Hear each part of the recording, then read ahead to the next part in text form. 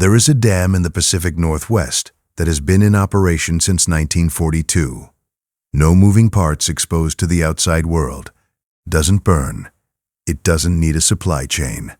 It does not face threats from geopolitics in the Middle East or a semiconductor shortage in Taiwan. It's just sitting there in a canyon, and water is falling through it, and turbines are spinning, and electricity is coming out the other side. That dam, and some 2,300 others like it around the United States, makes around 6 to 7% of all the power that's used in the country. Every year, year after year, without anyone noticing in particular. Hoover Dam has been producing electricity since 1936. It will almost certainly still be producing electricity long after everyone alive today is dead. And yet, few people talk about hydroelectric dams as financial assets. You don't hear about them in investing podcasts. You won't find them in the business headlines between Tesla earnings and Fed rate decisions. They're just there, in the background, doing the most boring thing in the world, the conversion of gravity to money for somebody. Today we're going to learn who that someone is, how the economics actually work, and why the most ancient form of power generation on Earth has become one of the most contested infrastructure assets of the 21st century. Ever wonder who owns a dam, and more importantly, how much money can be made? Well, you are about to find out. Subscribe. This is the type of video I post on my channel. So physical reality, it matters for the economics. A hydroelectric dam. It's not complicated. You dam a river. You get a reservoir behind the dam, and you control how fast the water comes out through turbines. At the bottom, the water drops. The turbines turn. The generators produce electricity. That's the whole point. The engineering to do it at scale is genuinely difficult. Some of these structures are among the largest things humans have ever built. But the principle is a first-year physics problem. What makes this different from almost every other power source is what it doesn't need. No gas. Ever.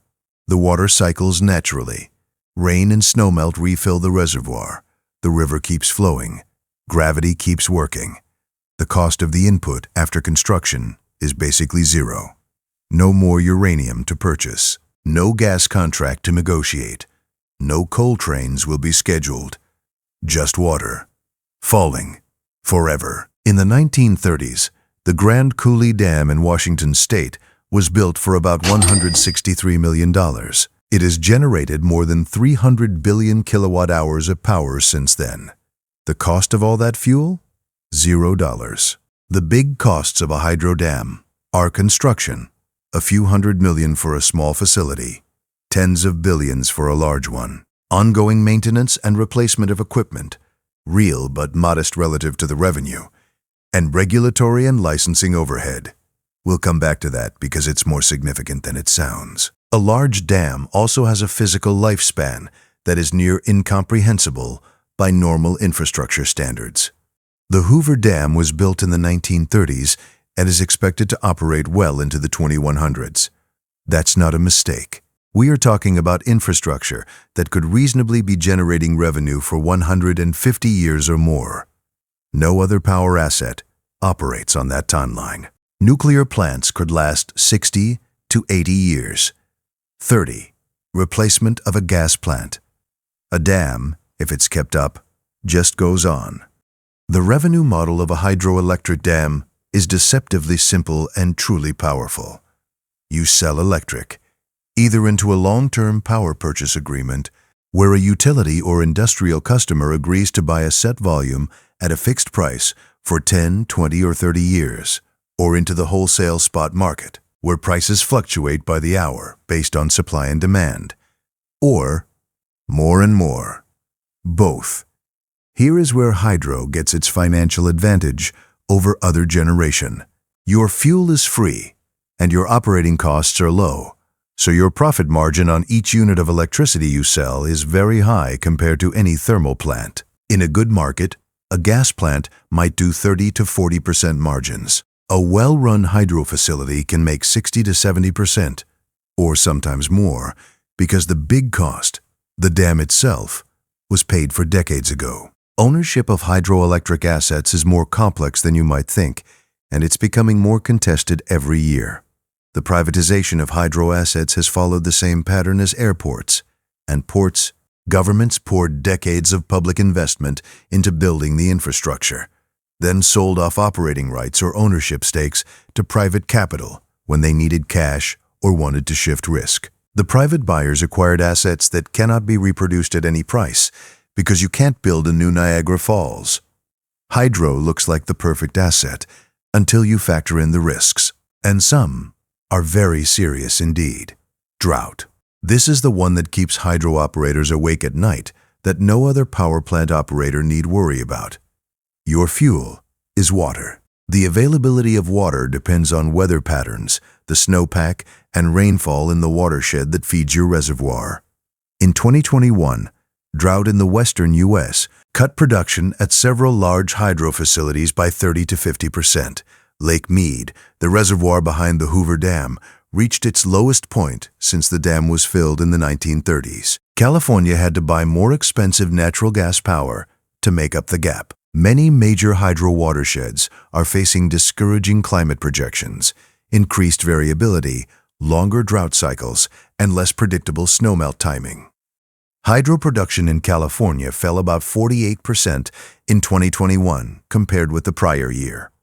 Not that anything was broken, because it didn't rain enough. Dam removal is not as common as it sounds, but it has happened to commercially operated facilities. The removal of the Klamath River Dam in California and Oregon, completed in 2024, was the largest dam removal in U.S. history. 4 dams broke. The power they produced was minimal. The environmental and political price of keeping them running became too costly. In the end, the owners settled and walked away. That's not a common outcome. Most large hydro assets don't face removal pressure. But it's a reminder that the social license to operate a dam isn't permanent, even if the physical dam could stand for another century. There is also the risk of structure. Dams can fail. Not very often, and not the big modern ones normally. But when they do, the consequences are catastrophic. In 1963, about 2,000 people died in the Vajont Dam disaster in Italy.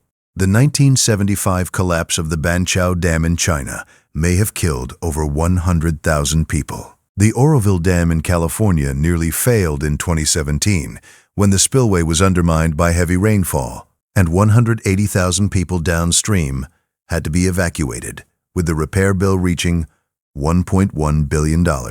Insurance, engineering, and maintenance are not optional line items when the liability for a dam failure is measured in lives and entire downstream communities. Here's what I keep thinking about hydro. These assets were built largely by governments with public money over decades.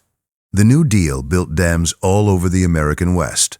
Public utilities in Canada, Brazil, and Norway built systems that are now the backbone of their national grids. And then in the 80s and 90s, a wave of privatization took much of that capacity out of public hands, sometimes through direct sales, sometimes through long-term operating concessions. The buyers of those assets got something very special: infrastructure with a century-long lifespan, no fuel costs, and a captive market for its output. Theoretically, the public got more efficient management and didn't have to have the assets on government balance sheets. Most countries have not yet answered the question of whether it was worth it. No one disputes the value. One of the most defensible long-duration cash-generating assets that exists is a large hydroelectric dam in a stable regulatory environment with reliable water supply. The amount of oil does not matter. It doesn't care about short-term inflation. It just needs water and gravity, and it's had both for a very long time.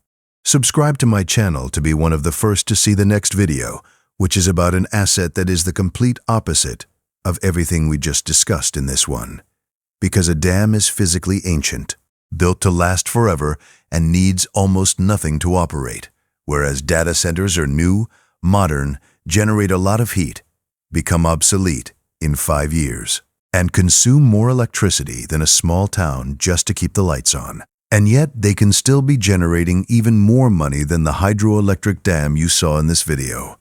In the next video, I'll show you everything about the economics of owning a data center.